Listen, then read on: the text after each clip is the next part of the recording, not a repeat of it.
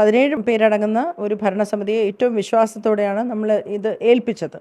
മുൻകാലങ്ങളിലൊക്കെ അമ്മയ്ക്കകത്തെ എന്തെങ്കിലും പ്രശ്നങ്ങൾ പൊതുസമൂഹം ഉന്നയിക്കുന്ന പ്രശ്നങ്ങളോ അല്ലെങ്കിൽ മാധ്യമങ്ങൾ ഉന്നയിക്കുന്ന പ്രശ്നങ്ങളുടെയൊക്കെ പുറത്താണ് അതിനകത്ത് ഇറങ്ങിപ്പോകേണ്ടി വന്നത്, ആരോപണങ്ങളൊക്കെ ഉണ്ടായത്. പക്ഷെ അമ്മ സംഘടനയുടെ ഒരു പ്രത്യേകത, അതിനകത്തെ അംഗങ്ങൾ തമ്മിൽ വളരെയധികം ചേർച്ചയും എല്ലാവരും തമ്മിലുള്ള ഒരു ഒത്തൊരുമയൊക്കെ ഉള്ള ഒരു സംഘടനയായിട്ടാണ് ഇതുവരെ നമ്മൾ കണ്ടുവന്നിട്ടുള്ളത്. ചെറിയ ചെറിയ പടലപ്പിണക്കങ്ങളും വഴക്കുമൊക്കെ ഉണ്ടാവുമെങ്കിൽ പോലും പൊതുവിൽ അങ്ങനെയല്ല. പക്ഷേ ഇപ്രാവശ്യം ഭരണസമിതിക്ക് അകത്തു നിന്നാണ് ഒരുപാട് പ്രശ്നങ്ങൾ ഉണ്ടായത്.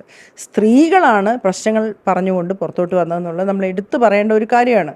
അവരെ ചേർത്ത് നിർത്താനോ അവരുടെ ഒരു 17 പേരെ ഒരുമിച്ച് കൊണ്ടുപോകാനോ പ്രസിഡന്റ് സെക്രട്ടറിക്ക് സാധിച്ചില്ല. അതിൻ്റെയൊക്കെ ഭാഗമായിട്ട് ട്രഷറർ 3 മാസം നിർബന്ധിത ലീവിൽ അദ്ദേഹത്തിനെ പറഞ്ഞു വിട്ടു. അത് കഴിഞ്ഞ് അൻസിബ രാജിവെക്കേണ്ടി വന്നു. അങ്ങനെ പ്രധാനപ്പെട്ട 2 ജോയിൻറ്റ് സെക്രട്ടറിയും ട്രഷററും ഇല്ലാത്ത ഒരു സംഘടന. അങ്ങനെയൊക്കെയാണിത് മുന്നോട്ട് പൊയ്ക്കൊണ്ടിരുന്നത്. ഓക്കെ, അങ്ങനെ പൊയ്ക്കൊണ്ടിരുന്ന സമയത്ത് ഈ ഏറ്റവും പ്രധാനം ഒരു ആനുവൽ ജനറൽ ബോഡി നടക്കുന്ന ഒരു കാര്യം എന്ന് പറഞ്ഞാൽ അവിടെ സെക്രട്ടറിയുടെ റിപ്പോർട്ട്, ആനുവൽ റിപ്പോർട്ട് അംഗീകരിക്കുക, അതുപോലെ കണക്ക് അംഗീകരിക്കുക. എന്നാൽ മാത്രമേ അടുത്ത ഫിനാൻഷ്യൽ ഇയറിലേക്ക് അവർക്ക് കടക്കാൻ പറ്റൂ. ഇതാണ് അതിൻ്റെ പ്രൊസീജിയർ. അവർ കണക്ക് കാണിച്ച് കൃത്യമായി അത് പിന്നെ കോർപ്പറേഷനിൽ കൊണ്ട് രജിസ്ട്രാർ സീല് വെച്ച് ഒപ്പിട്ട് വാങ്ങിക്കണം. ആ കണക്ക് ഇന്നലെ കാണിച്ചത് ട്രഷറർ പറഞ്ഞു ഞാനിത് അംഗീകരിക്കില്ല ഈ കണക്ക്. അപ്പോൾ അവർ പറഞ്ഞു നിങ്ങൾ 3 മാസം ഇവിടെ ഉണ്ടായിരുന്നില്ല, അപ്പം അതുവരെയുള്ള കണക്ക് എനിക്കറിയാവുള്ളൂ, അതിനുശേഷം എഴുതിയതും കാര്യങ്ങളും എനിക്കറിയില്ല എന്ന് പറഞ്ഞു. അപ്പോൾ ഓഡിറ്റർ അംഗീകരിച്ചതാണ്, ഓഡിറ്റഡ് റിപ്പോർട്ടാണ് എന്ന് പ്രസിഡന്റ് ആനുവൽ ജനറൽ ബോഡി പറഞ്ഞു. അപ്പോൾ ഓഡിറ്റർ എന്ന് പറഞ്ഞു ഞാൻ അംഗീകരിച്ചതല്ല, ഇതിനകത്ത് ലൂപ്പ് ഹോൾസ് ഉണ്ട്, ഇത് ക്വാളിഫൈഡ് റിപ്പോർട്ട് മാത്രമാണ് ഞാൻ കൊടുത്തത്. ക്വാളിഫൈഡ് റിപ്പോർട്ട് ഒരു ഓഡിറ്റർ കൊടുക്കുക എന്ന് വെച്ചാൽ ക്വറിയോടുകൂടി കൊടുക്കുക, ഒരുപാട് ലൂപ്പ് ഹോൾസ് ഉണ്ട്, ചോദ്യങ്ങളോടുകൂടി കൊടുക്കുക എന്നാണ്. ആ ക്വാളിഫൈഡ് റിപ്പോർട്ട് അംഗീകരിക്കണോ വേണ്ടയോ എന്നുള്ളതായി പിന്നീടുള്ള ചർച്ച. ഇതിനു മുമ്പ് എല്ലാം നിങ്ങൾ നോക്കിയിട്ടാണോ അംഗീകരിച്ചിട്ടുള്ളത് എന്നൊക്കെ ഒരു ബാലിശമായ ചോദ്യങ്ങൾ പ്രസിഡന്റ് മുന്നോട്ട് വെച്ചു. പക്ഷേ ജനങ്ങൾ ഇത് എന്താ വേണ്ടത് എന്നുള്ള ആശയക്കുഴപ്പത്തിൽ കുറച്ച് പേര് ഇത് എതിർപ്പാണ്, ഞങ്ങൾക്കത് വേണ്ടാന്നൊക്കെ പറഞ്ഞെങ്കിലും പൂർണ്ണമായി ഒരു തീരുമാനത്തിലേക്ക് ആൾക്കാർ എത്താതിരിക്കുമ്പോൾ ശ്രീ ഗണേഷ് കുമാർ വന്നിട്ട് ഇവരെ സ്ത്രീകളാണ്, ഇവർക്ക് അവസരം കൊടുക്കണമെന്ന് ശക്തമായി വാദിച്ചു. പക്ഷെ അങ്ങനെ ഒരു സംസാരത്തിൽ ശ്രീ മോഹൻലാലിൻ്റെ ഉത്തരവാദിത്വമായി അദ്ദേഹം പറയണം എന്ന് പറഞ്ഞു.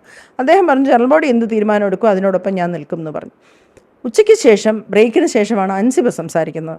അൻസിബ വന്ന് അഴിമതിയാണ് എന്ന് ഞാൻ പറഞ്ഞിട്ട് ഇറങ്ങിപ്പോയതിൻ്റെ കാരണങ്ങൾ എന്ന് പറഞ്ഞ് 1, 2, 3, 4 എന്ന് അക്കമിട്ട് തുടങ്ങിയ ദിവസം മുതൽ തീരുന്ന ദിവസം വരെയുള്ള കാര്യങ്ങൾ വളരെ വ്യക്തമായും സ്പഷ്ടമായും ആർജവത്തോടെ ഈ പെങ്കുച്ച് പറഞ്ഞു. അതിനൊരു ഉത്തരം കൊടുക്കാനായില്ല, ഇവരിറങ്ങിപ്പോയി, ഒരു രാജിവെച്ചു, അത്രേ ഉള്ളൂ. അതിനൊരു ഉത്തരവ് അവർക്ക് കൊടുക്കാൻ പറ്റില്ല.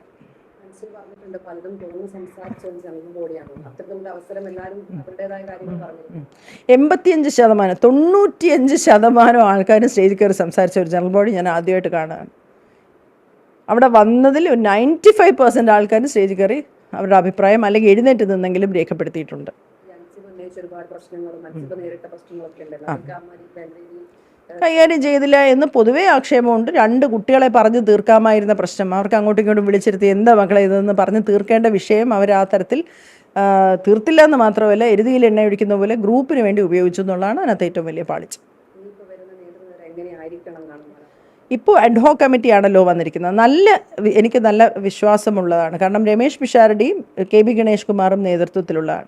ഈ സംഘടന കെട്ടിപ്പടുക്കുന്നതിലൊക്കെ ഏറ്റവും പ്രധാനപ്പെട്ട പങ്ക് വഹിച്ചിട്ടുള്ള ശ്രീ കെ ബി ഗണേഷ് കുമാർ. കേരളത്തിൽ തന്നെ ഏറ്റവും ബഹുമാനമുള്ള ശ്രീ രമേശ് പിഷാരടി, നയവുമുണ്ട് എല്ലാ തരത്തിലും, അദ്ദേഹത്തിന് ബുദ്ധി സാമർഥ്യവും എല്ലാം എല്ലാവർക്കും അംഗീകാരമുള്ളതാണ്. ഈ കഴിഞ്ഞ തവണ സ്ത്രീകളുടെ കോറം തികഞ്ഞില്ല എന്ന് പറഞ്ഞപ്പോൾ ജയിച്ച രമേശ് പിഷാരടി ഞാൻ മാറുകയാണെന്ന് പറഞ്ഞിട്ടാണ് അൻസിബയെ ആ സ്ഥാനത്തേക്ക് വിട്ടത്. അങ്ങനെയുള്ള രമേശ് പിഷാരടി കൺവീനറായി. അതിനകത്ത് കഴിഞ്ഞ തവണ ഏറ്റവും നല്ല പ്രകടനം കാണിച്ചു വെച്ച കഴിഞ്ഞ ശ്വേതയുടെയും കുക്കുവിൻ്റെയും ഭരണസമിതിയിലെ ആശാ അരവിന്ദൻ ഡോക്ടർ റോണിയും ഭാഗമായി. അങ്ങനെ എല്ലാവർക്കും അംഗീകാരമുള്ള കുറച്ച് പേരാണ് അഡ്ഹോക് കമ്മിറ്റിയിൽ വന്നിരിക്കുന്നത്. അവർ 4 മാസത്തിനുള്ളിൽ ഇലക്ഷൻ നടത്തും.